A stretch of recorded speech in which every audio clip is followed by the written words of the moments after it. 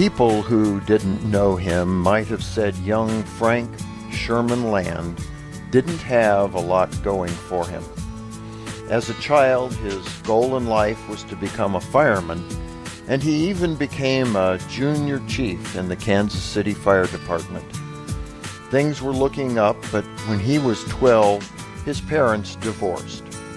His mother uprooted Frank and his sister and moved to a new city where he had to readjust and deal with life without his father.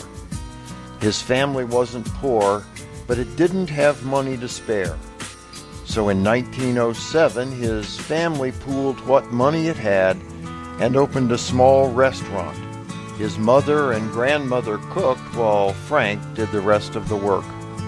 Predictably, the responsibilities of work and school clashed, and during his junior year, he dropped out. Ironically, most of the profits from the restaurant were to have gone toward his college education, an opportunity that never came. That opportunity did come, however, on his 21st birthday, when his grandmother gave him enough money to be able to join his grandfather as a Freemason.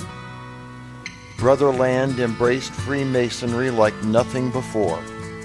Raised June 29, 1912, at Ivanhoe Lodge number 446 in Kansas City, he quickly joined the York and Scottish Rites, as well as the Shrine, then topped it all off by marrying Nell Madeline Schwezeski in September 1913.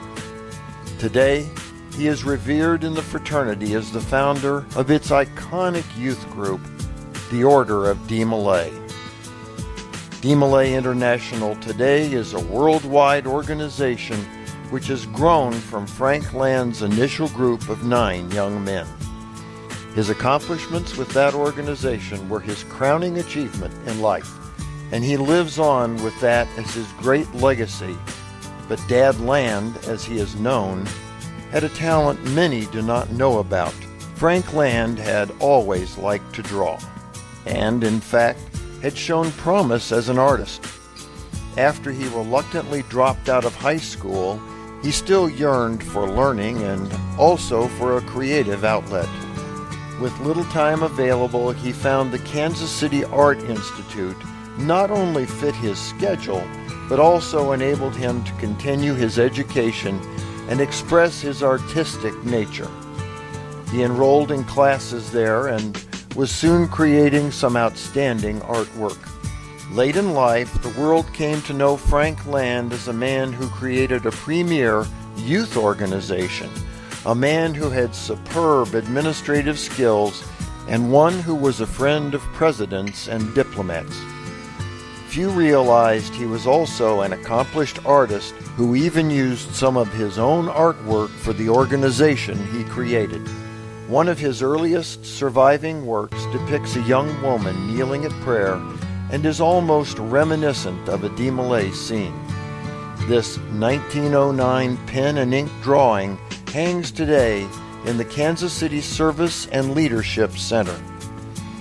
Also hanging in Kansas City is an elaborate painting by Land which shows a DeMolay member in the foreground and a Knight Templar riding in the background.